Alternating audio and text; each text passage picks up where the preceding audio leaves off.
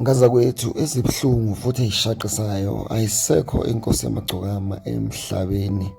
Yo bafowethu, indaba ezimbi-ke lezi eyishaqise nje umculo wamaskandi wonke neNingizimu Afrika, iKZN yonke, umsinga wonke bafowethu ushaqekile ngalezi indaba. Bafowethu, inkosi yamagcokama isidlule emhlabeni namuhla nje ekuseni ngey'khathi zangabo 2 kuya ku-3.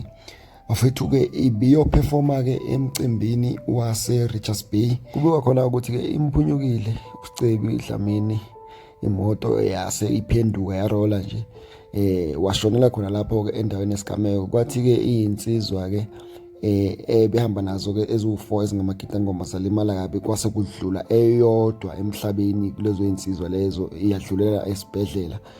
Bafowethu-ke lana-ke seniphathele i-performance yakhe owayenza nje kokugcina la eGoli, eyenza kumcimbi kaNjabulo Langa uGodo nePhinifa. Bafowethu, ngicela ukuthi niyithokozele. Sasa singazi ukuthi le nsizwa iyashiya amadoda, kodwa sesibonga khona ukuthi nje nathi sayiqopha na umbukiso esinawo esosala nawo nathi impilo yethu yonke emhlabeni nje sisaphila. Bafowethu, ngicela ukuthi-ke ni-subscribe kwaMchunu Media Production. Siyabonga ngethuba.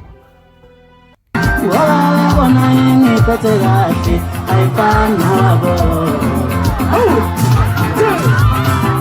Afuna uthathe indoda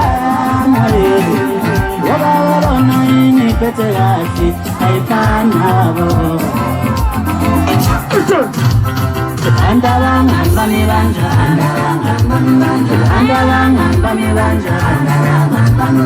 andalanga bami banjani.